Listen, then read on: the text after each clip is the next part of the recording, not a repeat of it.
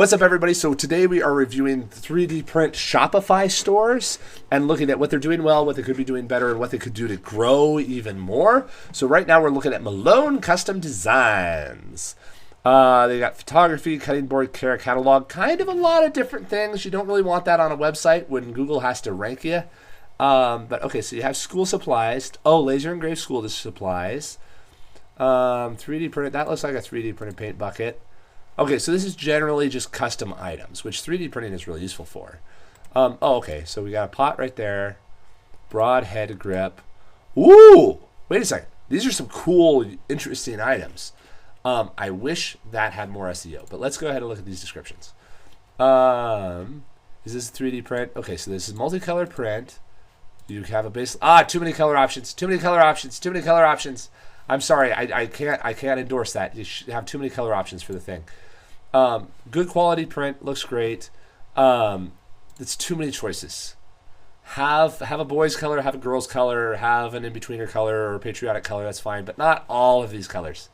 You have so much photography to do, so much work to do. You can't make more of these listings. It's so much effort. And I'm not saying that because I'm lazy. I'm just saying it like it's unsustainable because one of these SKUs will be your most popular one. And then the rest of them will just sit around. So it's just kind of wasted effort and it doesn't have a lot of value there. So it's just, I feel for you because that work doesn't turn into anything necessarily. The title is good. I would put more SEO terms in there, like pencil cup, cool children's pencil cup, that kind of stuff. 3D printed, immensely practical, it's perfect for pens. This should be longer. Take this baseline, put it into ChatGPT and say expound on this using search terms that are relevant to this. And it'll write 2 or 3 more paragraphs. That's good. That's what you want. And then you can spice them up to make sure it's not too AIE. But let's see here. Okay, this knitting bucket, handcrafted, 3D printed bowl. Don't need to put 3D printed in there.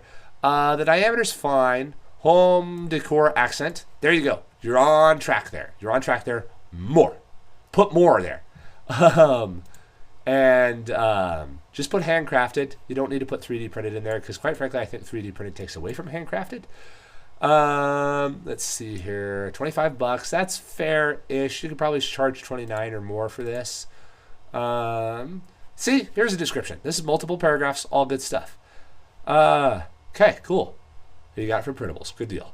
Okay, that's a good description. Really good product photography, by the way. It has context. I know how big it is relative to yarn. It looks good. You don't have a ton of color options. That's all good. How's the add to cart look like? What's that look like? No idea. It done nothing. Okay, fine. Well, looking at the broadhead now. Again, this is kind of far afield from a yarn bucket. You kind of want websites to be cohesive because Google ranks your website based on what your website does. So if you have a lot of different things in the website, it kind of gets confused. But this one, again, more title, more search terms, and more description.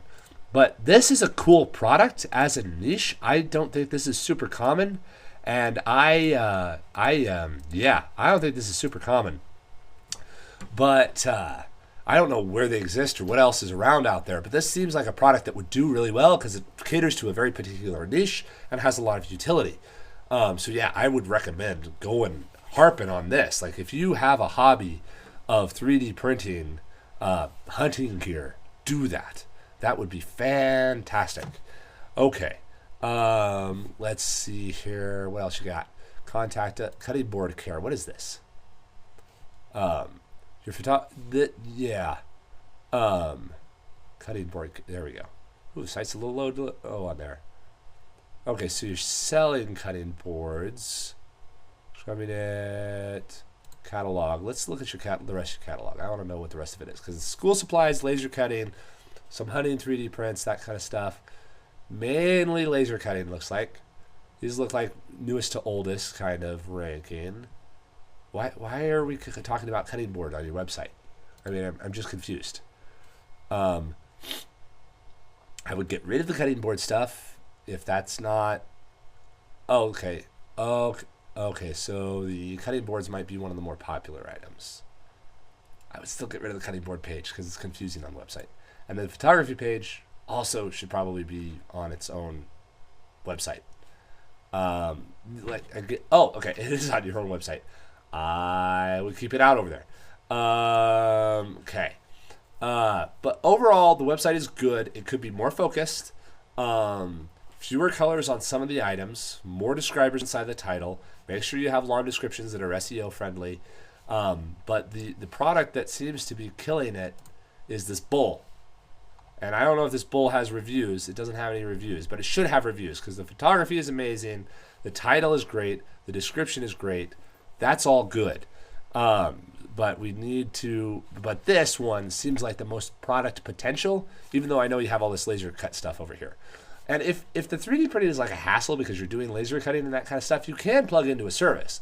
So there's like Slant 3D where you can create this item, match it up to Slant 3D, and then whenever somebody orders this item, we will print and ship it to your customer for you. So you don't even have to run a 3D printer or run a print farm there. And this kind of stuff is stupid easy. Actually, you don't even need to get a test print. Like, no one can screw that up. I recommend getting test prints to verify quality and that kind of stuff.